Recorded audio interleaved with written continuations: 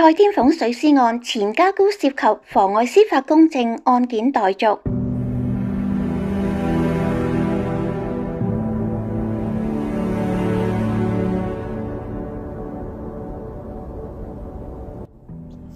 解釋2月22日，鄺港智出門打算尋找蔡天鳳。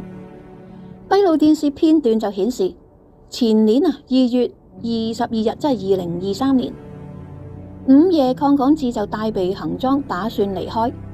李瑞香呢就陪同鄺港智走向門口，曾經問及幾時報㗎？鄺港智就回答而家咯。李瑞香先後回應有冇車嚟接你啊？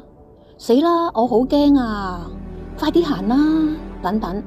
李瑞香今日解釋話，蔡天鳳失蹤後，當時鄺港智打算同阿俊出去兜下，揾下 Abby。李瑞香就供述得知有人報案指蔡天鳳失蹤，但係由於蔡天鳳成日都唔見幾個鐘㗎啦，心想當日不過幾個鐘頭啫，咁快報警，於是當時就問及幾時報㗎？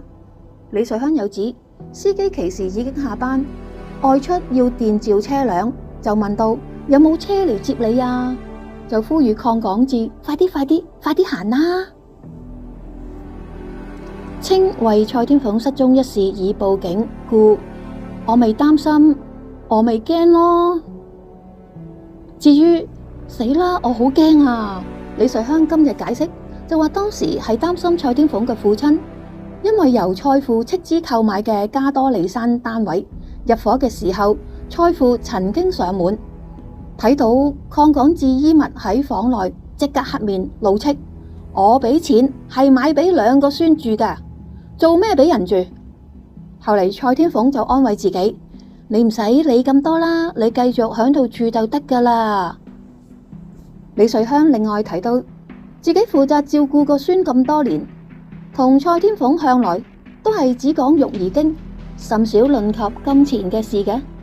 李瑞香又補充，又因為蔡天鳳失蹤一事已經報警，當時因此我未擔心，我未驚咯，咁話嘅。為我身有事一說解話，只見到鄺蔡攞阿俊着數。閉路電視片段顯示，李瑞香同張燕花通電話嘅時候，曾經話係我身有事啊，鳳媽，你都唔知 Alice 乜嘢事㗎啦。李瑞香今次就沉默咗半晌，慢慢就講明指，因為我見到 Alex 啊、鄺港智啊、同阿 Abby 啊、蔡天鳳啊，佢兩個根本就好好，一齊去攞阿俊嘅着數，所以我覺得呢啲係我嘅醜事，所以我唔想講，唔想提啊。被追問何謂攞着數嘅時候，李瑞香就講明鄺蔡關係依舊，直至到2023年都唔知道兩個人有冇離到婚，而鄺蔡兩人帶譚方俊賭錢係有佣收嘅。譚方俊求診嘅時候，蔡天鳳就同老爺報大數攞錢。家庭開支由鄺港智向蔡天鳳索要。李瑞香另指鄺蔡兩人合資做生意，自己都幾不過問，自己每個月獲丈夫鄺球以及長子鄺港傑各提供數千元，足以過活。另外，李瑞香有需要嘅時候，會向鄺港智索取金錢支付家庭嘅開支，包括照顧孫女孫仔、興趣班、導師費等、買菜、家用司機薪金等。鄺港智會再轉告負責理財嘅蔡天鳳，然後喺李瑞香化妝台上擺低幾萬蚊。聽聞蔡天鳳為鄺港智有女伴吃醋，李瑞香交代鄺蔡譚三人關係好好，成日都見面。譚同蔡兩人不時嚟到加多利山住所探望子女。等兩個仔女入睡後，就再外出用膳。鄺港智有時同行。李瑞香又聽聞鄺港智有女伴，蔡天鳳曾經因此而呷醋，就鬧到話買咗架車女朋友坐，我都未坐過。鄺港智亦都透露過玩下有啦，有人追我添。李瑞香指鄺港智經常去到廣州工作，只有新年先至會喺香港長期逗留。喺香港嘅時候就會居於加多利山住所。佢嘅丈夫鄺球大仔鄺港傑就原居於將軍澳尚德邨。2020年置業後就搬到去荃灣居住。鄺港智成日換電話。李瑞香指自己同蔡天鳳母親張燕花關係良好友善，蔡天鳳嘅父親就長駐海南，間中離港，而自己就曾經赴海南三亞3、4次。蔡天鳳海南家鄉祖家就去過1、2次，一般都會帶同丈夫鄺球同2個孫仔女去，當地再會合內地工作嘅鄺港智。李瑞香再指鄺港智同張燕花關係亦都好，成日一齊，感情係良好。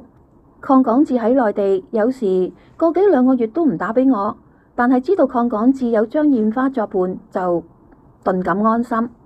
李瑞香就憶述鄺港智成日換電話，無論係型號或者係號碼，自然我唔係好追問呢啲嘢啊，呢啲係我嘅弱點。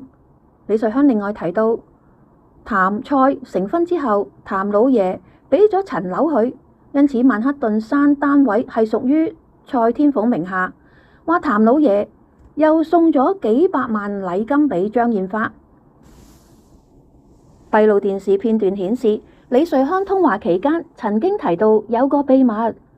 李瑞香今次解釋就話係指鄺蔡兩人之事。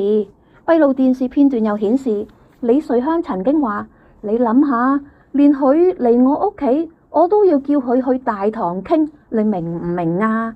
即係點解呢？我費事俾佢見到阿細佬嗰啲嘢啊嘛。